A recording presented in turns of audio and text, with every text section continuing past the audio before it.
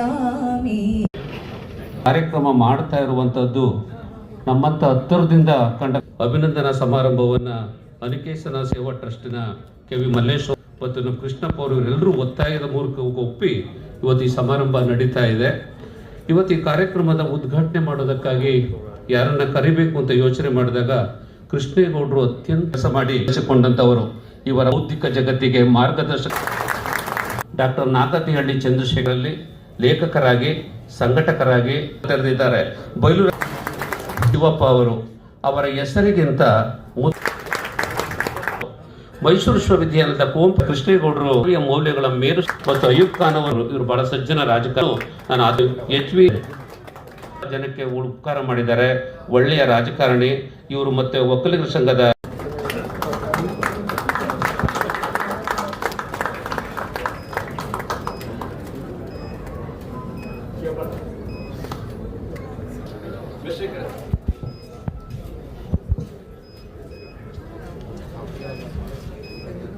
ಚಪ್ಪಾಳೆ.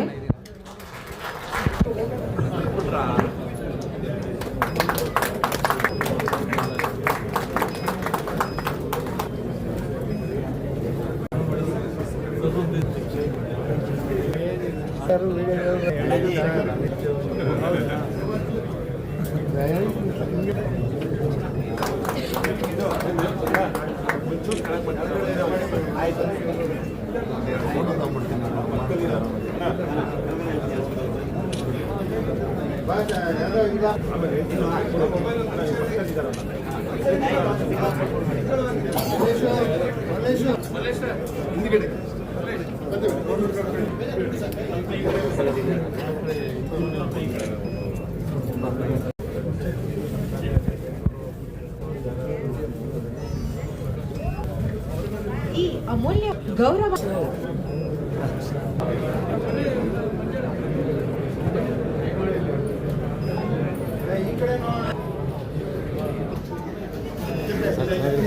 ಅವರ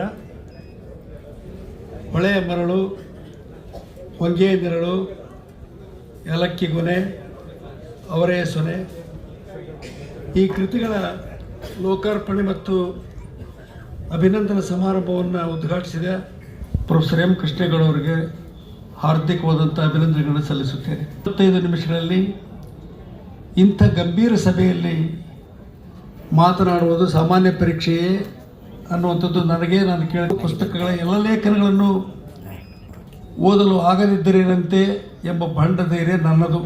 ಪುಸ್ತಕವನ್ನು ಅರ್ಧಬರ್ಧ ಓದಿಕೊಂಡು ಬಂದಿದ್ದೇನೆ. ಕರ್ನಾಟಕದ ಪ್ರಮುಖ ಸಾಂಸ್ಕೃತಿಕ ರಾಯಭಾರಿಗಳಲ್ಲಿ ಒಬ್ಬರು. ದೇಶಗಳಿಗೆ ಪ್ರವಾಸ ಮಾಡಿ ಇಷ್ಟಕ್ಕೂ ಯಾವುದೇ ವಿಶೇಷ ವರ್ಚಸ್ಸು ಇಲ್ಲದ ನನ್ನಂಥ ಸಾಮಾನ್ಯ ಮನುಷ್ಯನ ಹೊಗಳಿಕೆಯಿಂದ ಕೃಷ್ಣೇಗೌಡರಿಗೆ ಏನಾಗಬೇಕಾಗಿದೆ ಅದಕ್ಕೆ ಸೇರಿದವುಗಳಾಗಿರುತ್ತವೆ. ಹೊಳೆಯ ಮರಳು ಸಂಕಲನದಲ್ಲಿ 40, ಹೊಂಗೆ ನೆರಳು ಸಂಕಲನದಲ್ಲಿ 40, ಏಲಕ್ಕಿ ಗೊನೆ ಸಂಕಲನದಲ್ಲಿ 48, ಅವರೇ ಸೊನೆ ಸಂಕಲನದಲ್ಲಿ 43, ಒಟ್ಟು 101 ಅಂಕಣ ಬರಹಗಳು ಇಲ್ಲಿ ಸಂಕಲನಗೊಂಡಿವೆ. ಈ ಕೃತಿಗಳ ಶೀರ್ಷಿಕೆಗಳೇ ಕಲಾತ್ಮಕವಾಗಿವೆ ಮತ್ತು ಪ್ರೊಫೆಸರ್ ಕೃಷ್ಣೇಗೌಡ ಅವರ ಗ್ರಾಮೀಣ ಸ್ವಭಾವದ ಸೊಗಡನ್ನು ಧ್ವನಿಸುವ ಸರ್ಕಾರದ ಖನಿಜ ನೀತಿಯಿಂದಾಗಿ ಇಂದು ಎಲ್ಲ ಕಡೆ ಡಸ್ಟ್ ಕಾಣಿಸುತ್ತಿದೆ. ಆದರೆ ಹೊಂಗೆ ನೆರಳು ಇದೆ. ನಮ್ಮ ದೇಶೀಯ ಸದಭಿರುಚಿಯ ವಿಚಾರ. ಸರದಾರ ಬರುವಾಗ ಸುರದಾವ ಮಲ್ಲಿಗೆ, ದೊರೆನನ್ನ ತಮ್ಮ ಬರುವಾಗ ಏಲಕ್ಕಿ ಗೊನಿಬಾಗಿ ಹಾಲ ಸುರದಾವ ಅನ್ನುವಂಥ ಒಂದು ತ್ರಿಪದಿ ಜನಪದರಲ್ಲಿ ರೂಢಿಯಲ್ಲಿದೆ. ಒಂದೇ ಒಂದು ಏಲಕ್ಕಿ ಎಷ್ಟೊಂದು ಅದ್ಭುತವಾದ ಪರಿಮಳವನ್ನು ಹೊಂದಿರ್ತದೆ. ಅಂಥದ್ರಲ್ಲಿ ಏಲಕ್ಕಿಯ ಗೊನಿಬಾಗಿ ಹಾಲು ಸುರಿದರೆ ಎಷ್ಟು ಕಂಪು ಸೂಸಬಹುದು. ಇದು ನಮ್ಮ ಜನಪದರ ಶ್ರೀಮಂತಿಕೆ. ಇನ್ನು ಅವರೇ ಸೊನೆ ಅಂತೂ ತಮಗೆ ಗೊತ್ತೇ ಇದೆ. ಇವುಗಳನ್ನು 4 ನೆಲೆಯಲ್ಲಿ ಈ ಕೆಳಗಿನಂತೆ ಗುರುತಿಸಬಹುದು ಅಂತ ನಾನು ಭಾವಿಸಿದ್ದೇನೆ. ಮೊದಲನೇದಾಗಿ ಈ 4 ಕೃತಿಗಳಲ್ಲಿ ತುಂಬಿ ತುಳುಕುವ ಗ್ರಾಮೀಣ ಅನುಭವ ಇದೆ. ಉತ್ಕಟವಾದ ಕನ್ನಡ ಪ್ರೇಮವಿದೆ. ಸೃಜನಶೀಲ ಅಭಿವ್ಯಕ್ತಿಯ ಕ್ರಮವಿದೆ, ಮಾಹಿತಿಪೂರ್ಣ ಬರವಣಿಗೆ ಇದೆ. ಈ ವಿಭಾಗ ಕ್ರಮ ಕೇವಲ ಅಧ್ಯಯನದ ಅನುಕೂಲತೆಗೆ ಮಾತ್ರ ಎನ್ನುವುದನ್ನು ನಾನು ತಮಗೆ ನಿವೇದಿಸಲು ಬಯಸುತ್ತೇನೆ. ಯಾಕೆಂದರೆ ಮೇಲಿನ 4 ಸಂಗತಿಗಳು ಈ 4 ಕೃತಿಗಳ ಎಲ್ಲ ಲೇಖನಗಳಲ್ಲಿ ಒಂದರೊಡನೊಂದು ಹೆಣೆದುಕೊಂಡು ಬಂದಿವೆ. ಭಾವಪೂರ್ಣವೂ ಆದ ಗ್ರಾಮೀಣ ಬದುಕು ಪ್ರೊಫೆಸರ್ ಕೃಷ್ಣೇಗೌಡ ಅವರಿಗೆ ಹೆಚ್ಚು ಪ್ರಿಯ. ಮಾತೃಭಾಷೆಗೆ ಅವರ ಮೊದಲ ಆದ್ಯತೆ ಮತ್ತು ಅಗ್ರ ಪೂಜೆ. ಲಿಂಗ, ವರ್ಗ, ವರ್ಣಭೇದವಿಲ್ಲದ ಸಮಾನತೆಯ ಭಾವ ಅವರದು. ಅವರ ಅಭಿವ್ಯಕ್ತಿ ಸುಸಂಸ್ಕೃತ, ಅಲ್ಲಿರುವ ಸಂಭ್ರಮ ಅಪ್ಯಾಯಮಾನ. ಅವರು ಎಷ್ಟು ಮಾತಾಡಿದರೂ ಕೇಳಬೇಕು ಅನಿಸುತ್ತದೆ. ಅವರು ನಮ್ಮ ನೇಹ ವಲಯದಲ್ಲಿ ನೆನಪಿನ ಬುತ್ತಿಯಲ್ಲಿ ಸದಾ ಹಚ್ಚ ಹಸಿರಾಗಿರ್ತಾರೆ. ಚಂದದ ಕಾವ್ಯದ ಸಾಲವೊಂದನ್ನು ನಾವು ಓದುವಾಗ, ದಯಾರ್ದ್ರ ಕಣ್ಣೊಂದನ್ನು ನಾವು ನೋಡಿದಾಗ, ಆತ್ಮೀಯತೆಯ ಒಟ್ಟಂದವನ್ನು ನಾವು ಗುರುತಿಸಿದಾಗ ಅವರ ಚಿತ್ರ ಕಣ್ಮುಂದೆ ಹಾದು ಹೋಗ್ತದೆ. ತಂಗಾಳಿ ಬೀಸಿದ ಅನುಭವ ಆಗ, ಆನಂದ ಭೈರವಿಯ ರಾಗಾಲಾಪನೆಯ ಎದೆ ತಟ್ಟಿದ ಸಂತೋಷ ಆವಾಗ. ಇದು ಔಪಚಾರಿಕ ಮಾತುಕತೆಯ ಚೌಕಟ್ಟಿನೊಳಗೆ ಸಿಲುಕದ ವೈಯಕ್ತಿಕ ಸುಖಾನುಭವ ಅಂತ ನಾನಂತೂ ಭಾವಿಸಿದ್ದೇನೆ. ಇಂತಹ ಒಬ್ಬ ಪ್ರೀತಿಯ ಹೃದಯವಂತಿಕೆಯ ವ್ಯಕ್ತಿ ಕೃಷ್ಣೇಗೌಡ ಅವರು. ಮನಪಾಕವಾಗದ ನಕ್ಕ.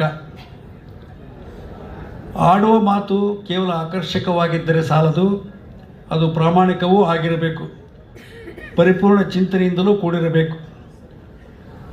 ನಾನು ಮಾತ್ರವಲ್ಲ, ಇಡೀ ನಾಡು ಗುರುತಿಸಿರುವಂತೆ ಪ್ರೊಫೆಸರ್ ಎಂ ಕೃಷ್ಣೇಗೌಡರ ಮಾತು ಮಾತ್ರವಲ್ಲ, ಅವರ ಮನಸ್ಸೂ ಮಾಗಿದೆ. ಒಳಗೆ ಮತ್ತು ಹೊರಗೆ ಹೀಗೆ ಎರಡೂ ಹಂತದಲ್ಲಿ ಮಾಗಿ ಪರಿಪಕ್ವಗೊಂಡಿರುವ, ಪರಿಪೂರ್ಣತೆ ಪಡೆದಿರುವ ಪ್ರೊಫೆಸರ್ ಎಂ ಕೃಷ್ಣೇಗೌಡ ಅವರಿಗೆ ತಮ್ಮೆಲ್ಲರ ಪರವಾಗಿ ಮತ್ತೊಮ್ಮೆ ವಂದಿಸಿ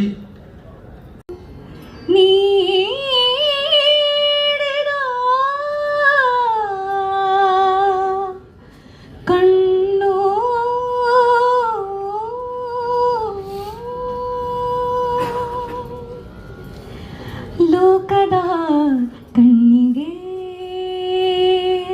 ಲೋಕದ ಕಣ್ಣಿಗೆ ರಾಧೆಯು ಕೂಡ ಎಲ್ಲರಂತೆ, ಎಲ್ಲರಂತೆ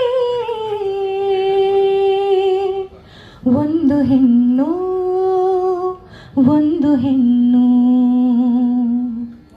ನನಗೋ ಆಕೆ, ನನಗೋ ಆಕೆ, ನನಗೋ ಆಕೆ. ಕೃಷ್ಣನ ತೋರುವ ಪ್ರೀತಿಯು ನೀಡಿದ ಕಣ್ಣು.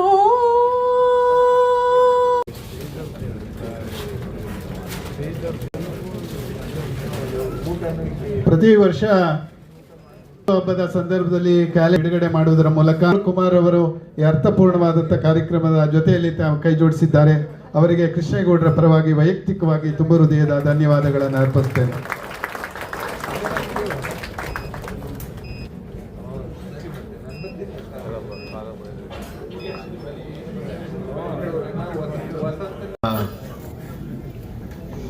ವ್ಯಕ್ತಿ ಕೃತಿಗಳ ಬಿಡುಗಡೆ ಸಮಾರಂಭ ಅಧ್ಯಕ್ಷತೆಯನ್ನು ನಾನು ಇನ್ನೂ ಹೆಚ್ಚಿಗೆ ಇಷ್ಟಪಡ್ತಕ್ಕಂಥ ವ್ಯಕ್ತಿ ಶ್ರೀ ನಾಗ್ತಿಹಳ್ಳಿ ಇರ್ತಾರೆ. ಕೇಳಿದೆ, ಶಿವರು ನನಗೆ ಒಂದು ಎಲ್ಲ ಸತ್ಯ ಅಂತ ಅನ್ನಿಸ್ತು. ನಿಮ್ಮ ಡೇಟ್ ಆಫ್ ಬರ್ತ್ ಬಗ್ಗೆ ಸ್ವಲ್ಪ ಡೌಟ್ ಇದೆ, ಅರ್ಥ ಆಗಿಲ್ಲ. ಇಷ್ಟೊತ್ತು ಕೂತಿದ್ದೆ ನಾನು. ಇಲ್ಲಿ ಬಂದಿರೋರು ಎಲ್ಲರೂ ಕೂಡ ಬಹಳ ಹೆಚ್ಚು ಕಡಿಮೆ 90% ಜನ ಸಾಹಿತ್ಯ ಕ್ಷೇತ್ರಕ್ಕೆ ಸ್ವಲ್ಪ ಹತ್ತಿರದಲ್ಲಿರೋರು. ರಾಮೇಗೌಡರು ನನಗೆ ಬಹಳ ಆತ್ಮೀಯ ಸ್ನೇಹಿತರು, ನಾನು ಅವ್ರು ಮರೆಯೋ ಪ್ರಶ್ನೆನೇ ಇಲ್ಲ. ನೋಡಿದ್ರೆ ನೀವು ಜಿಲ್ಲೆ ಗಡಿ ಜಿಲ್ಲೆ, ಅದರಲ್ಲಿ ಗಡಿತ ಅಲ್ಲ. ಅದರಲ್ಲಿ ನನ್ನ ಸ್ವಗ್ರಾಮ, ನಾನು ಎಲ್ಲಿ ಇವತ್ತು ಬೆಳಗ್ಗೆ ಹೊರಟಿಲ್ಲಿಗೆ ಬಂದೆ, ಅದು ಬಾರ್ಡರ್ ವಿಲೇಜ್. ಅಲ್ಲಿಂದ 2-3 ಕಿಲೋಮೀಟರ್ ಹೋದ್ರೆ ಆಂಧ್ರ. ನಮಗೆ ಕನ್ನಡ ಮೀಡಿಯಮ್ಮೇ ಸ್ಕೂಲೆಲ್ಲ, ಅದರ ಪಾಠ ತೆಲುಗಲ್ಲಿ ಮಾಡೋದು. ಮಾತನ್ನ ಕಡೆಯಲ್ಲಿ ಹೇಳಿದ್ರು. ನನಗೆ ಕನ್ನಡ 7ನೇ ತರಗತಿವರೆಗೆ ಓದಿರೋದು ನಾನು ಕೃಷ್ಣಗೌಡ್ರೆ. ನಮ್ಮ ಹಳ್ಳಿಯಲ್ಲಿ 7ನೇ ತರಗತಿವರೆಗೆ ಕನ್ನಡ ಓದಿದ ಮೇಲೆ, ಆಗ ನಮ್ಮಲ್ಲೆಲ್ಲೂ ಹೈಸ್ಕೂಲ್ ಇರಲಿಲ್ಲ, ಮಧ್ಯಮ ವರ್ಗದ ಕುಟುಂಬ ಅಥವಾ ಇನ್ನೂ ಒಂದು ಹೆಜ್ಜೆ ಕೆಳಕ್ಕೆ ಇದ್ವಿ. ನಮ್ಮ ಅಣ್ಣ ನಾನು ಓದಬೇಕು, ಏನೋ ಒಳ್ಳೆ ಸ್ಥಾನಕ್ಕೆ ಬರಬೇಕು ಅಂತ ಹೇಳಿ ಬೆಂಗಳೂರಿಗೆ ಕರ್ಕೊಂಡ್ಬಂದರು.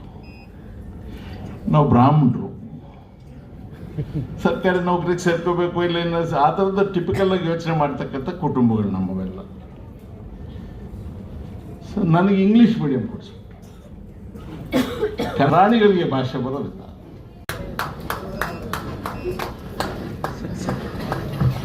ಈ ಒಂದು ಕಾರ್ಯಕ್ರಮಕ್ಕೆ ಸಾಕ್ಷೀಕರಿಸಿ ನಮ್ಮ ಬಡಾವಣೆ ಸಾಹಿತಿಗಳಾದಂಥ SL ಭೈರಪ್ಪನವರ ಧರ್ಮಪತ್ನಿ ಬಂದು ಈ ಕಾರ್ಯಕ್ರಮವನ್ನು ಸಾಕ್ಷೀಕರಿಸಿ ಕೃಷ್ಣೇಗೌಡರಿಗೆ ಆಶೀರ್ವದಿಸಿದ್ದಾರೆ.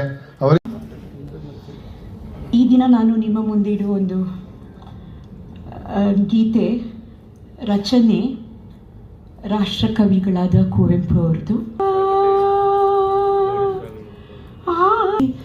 ಈ ಜನ್ಮದಲ್ಲಿ ಬಂದು ನಮ್ಮಿಬ್ಬರನ್ನು ಮತ್ತೆ ಬಂಧಿಸಿ ಹೋದೋ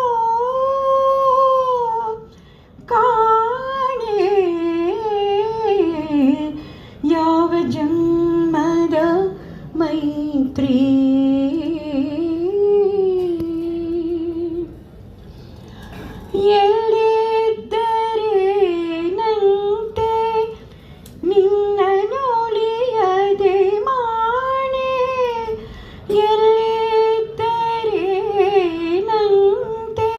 ಕೇಳುವ ಸಮಯ ಆದರೆ ಆಡುವ ಸಮಯ ಅಲ್ಲ. ಈ ಸಭೆಯಲ್ಲಿದ್ದೀರಿ, ಒದ್ದೆ ಆದಾಗ ತುಂಬ ಮಾತಾಡ್ಬಿಡ್ಬಾರ್ದು. ಮಾತಿದೆ, ಮಾತನಾಡಿ ಉರುಳೋಯ್ತಲ್ಲ ಮಾತು ಹೊರಗೆ ಅಂತ. ಅದು ಹೊರಗೆ ಹೊರಟೋದ್ಮೇಲೆ ಅದರಿಷ್ಟ, ಅದಕ್ಕೆ ಬೇಕಾದಾಗ ಅರ್ಥ ತಗೋಬಿಡುತ್ತೆ. ಆದ್ರೆ ನಮ್ಮೊಳಗೆ ಇದ್ದಾಗ ಅದಕ್ಕೆ ಬೇರೆದೊಂದು ಅರ್ಥ ಸಂಪತ್ತಿ ಇರುತ್ತೆ. ಅದು ಹೊರಗೆ ಬಿದ್ದಿದ ತಕ್ಷಣ ಅದು ಹಾದಿ ಬೀದಿಯವ್ರ ಸೊತ್ತು, ಅವ್ರ ಇಷ್ಟ ಬಂದ ಅರ್ಥಗಳನ್ನ ಅವ್ರು ಕೊಟ್ಟಿರ್ತಾರೆ. ಆದ್ರಿಂದ ಮಾತು ಎದೆಯಲ್ಲಿರೋದೇ ಕ್ಷೇಮ. ನನ್ನ ಗುರುಗಳು ಪ್ರೊಫೆಸರ್ ಸುಜನಾ ಅವರು ಒಂದು ಮಾತು ಹೇಳ್ತಿದ್ರು.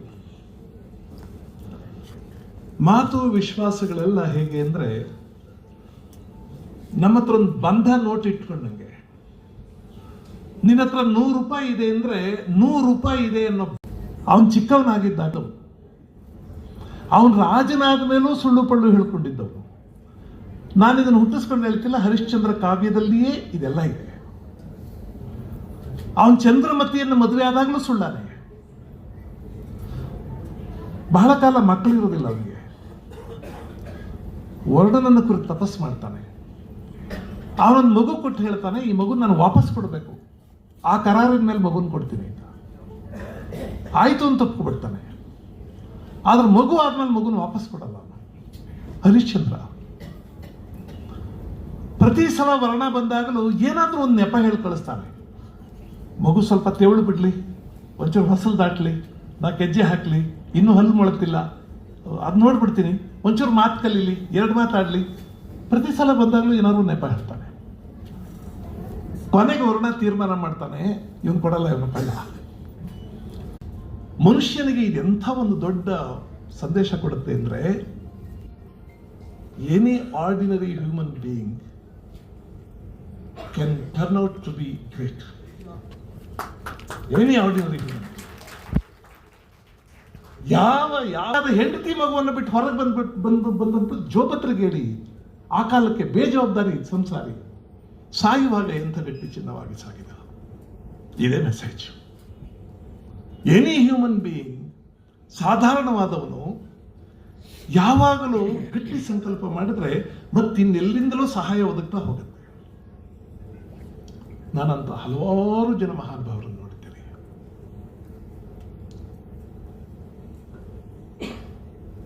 ಇಲ್ಲ, ಈ ವೇದಿಕೆ ಮೇಲಿರುವಷ್ಟು ಜನ ಅದೆಂಥ ಸಂಕಲ್ಪ ಶಕ್ತಿಯಿಂದ ಬದುಕಿದ್ದಾರೆ ಅಂದ್ರೆ ಟ್ರೈ ಮಾಡಿ ನಮಗೆಲ್ಲ. ಅಧ್ಯಕ್ಷರಾದ ಖ್ಯಾತ ನಿರ್ದೇಶಕರಾದ ಡಾಕ್ಟರ್ ನಾಗತಿಹಳ್ಳಿ ಚಂದ್ರಶೇಖರ್ ಅವರನ್ನು ವಿನಂತಿಸುತ್ತೇನೆ.